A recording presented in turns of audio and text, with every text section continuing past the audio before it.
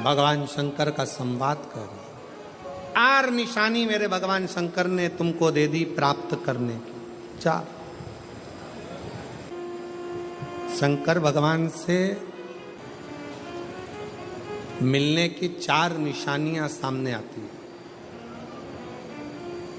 जब आप शिव महापुराण की कथा सुनते रहते हो, शिव जी के मंदिर जाते, 1 लोटा जल चढ़ाते, शंकर का भजन करते करते साल निकलते चले गए। साल। 4 निशानी मेरे भगवान शंकर ने तुमको दे दी प्राप्त करने की।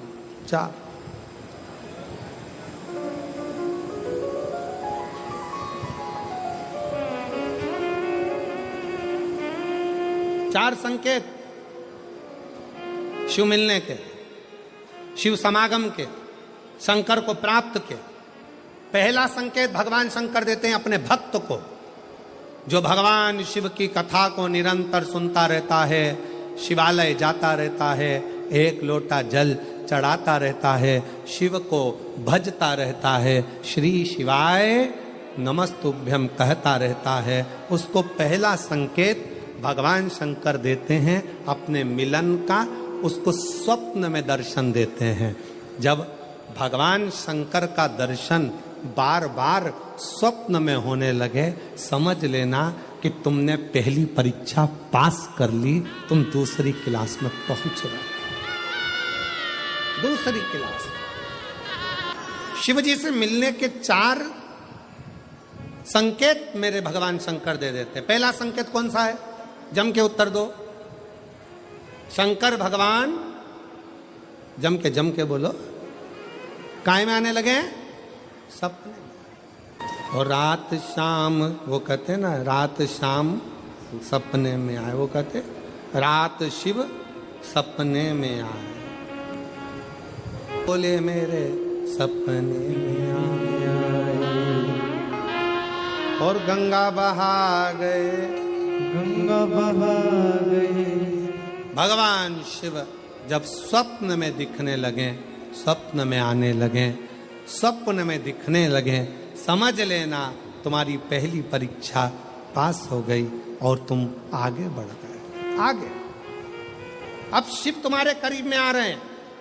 दूसरा संकेत भगवान शंकर देते हैं शिव महापुराण की कथा सुनने वालों को।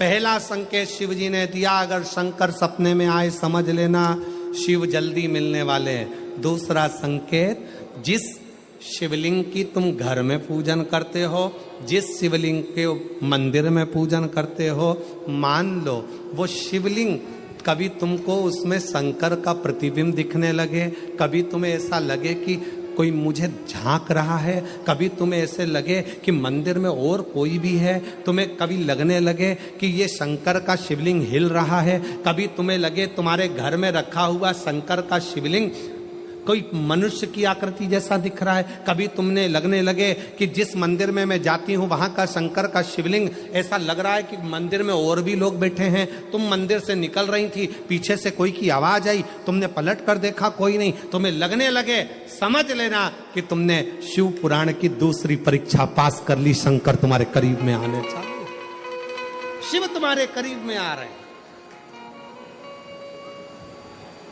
करीब।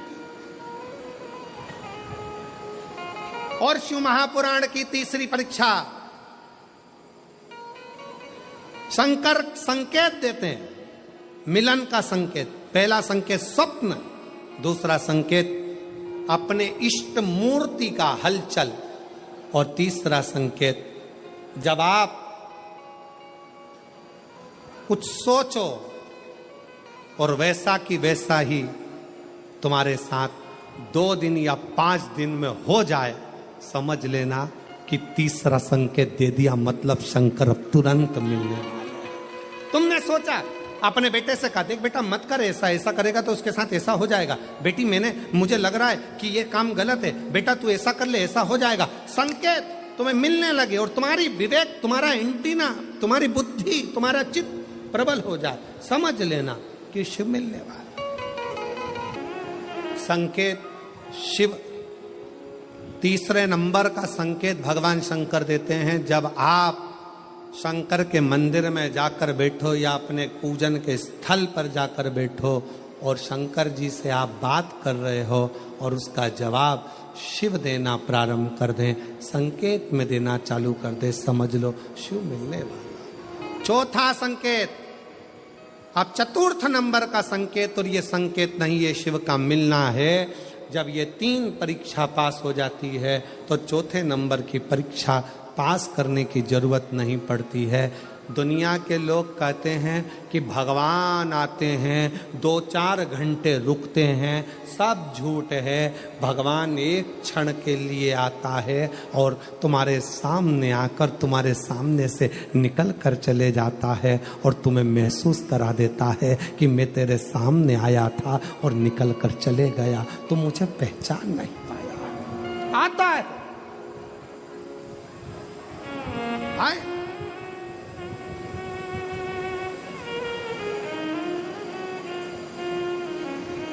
पांच दिन की शिवपुराण चल रही है, सुबह से लेकर रात तक, रात से लेकर सुबह तक, सुबह से लेकर रात तक 5 दिन की यह शिवपुराण कल विराम हो जाएगी। कल तक में तुमने 5 दिन जो सुबह भोजन से लेकर, नाश्ते से लेकर रात को सोने तक और सोने से सुबह तक, सुबह से फिर रात तक जो क्रम करा, 5 दिन का क्रम उठाकर देखना। अगर तुमने दिल से पंडाल में शिव महापुराण की कथा सुनी है तो श्रवण करने वाले को एक क्षण के लिए शंकर का दर्शन होता जरूर है, भले वो किसी अंश रूप में हो, वो होगा, प्राप्त हो। क्यों? ब्रह्मा ब्रह्मलोक में है, भगवान विष्णु बैकुंठ लोक में है, भगवान शंकर मृत्यु लोक में। ये मृत्यु लोक मेरे देवाधिदेव महादेव का है, शिव का, ये शंकर का है। जब ये शिव का लोक है, शंकर का लोक है, तो जब हम हृदय से भगवान शिव को पुकारते हैं तो एक क्षण के लिए शिव आता जरूर है। श्री शिवाय नमस्तु, चित्तवृत्ति में वही समाहित हो, वही। कोई पुण्य का भागी नहीं है, सबके सिर पर पाप की गठरिया। पार्वती अमरनाथ की गुफा में भगवान शंकर कहते हैं, संसार सागर में कलयुग में आपका जन्म हुआ है तो मस्तक पर पाप की गठरिया भरी पड़ी है। कोई तुमसे कहे कि हमारा श्राप लग जाएगा, बद्दुआ लग जाएगी, ये लग जाएगा, वो लग जाएगा, दुनिया के लोग तुम्हें डराएंगे, धमकाएंगे, डरने की जरूरत नहीं है।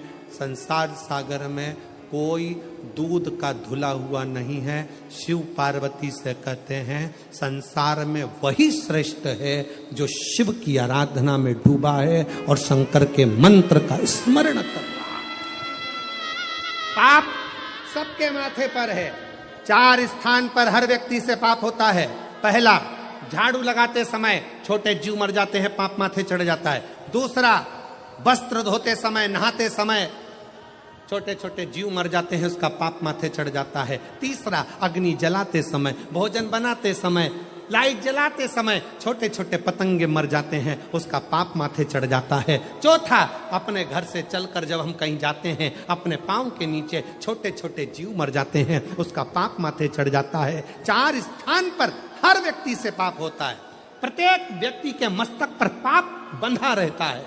पर सुन पार्वती, जो प्रतिदिन शिवालय में जाकर 1 लोटा जल शंकर को समर्पित करता है, वो धीरे धीरे पाप से मुक्त होकर मेरा अपना होते चले जाता है और वो संसार सागर से मुक्त हो जाता है। बहुत डराया गया संसार में, लोगों ने खूब डराया आप लोगों को, ऐसा मत करना पाप लग जाएगा, ऐसा मत करना पाप लग जाएगा, ये मत करना पाप लग जाएगा, भगवान को ऐसे भोग लगा दिया पाप लग जाएगा, भगवान को ऐसे जल चढ़ा दिया पाप लग जाएगा, भगवान को ऐसा कर दिया पाप लग जाएगा, भगवान को ऐसे प्रणाम कर लिया पाप लग जाएगा।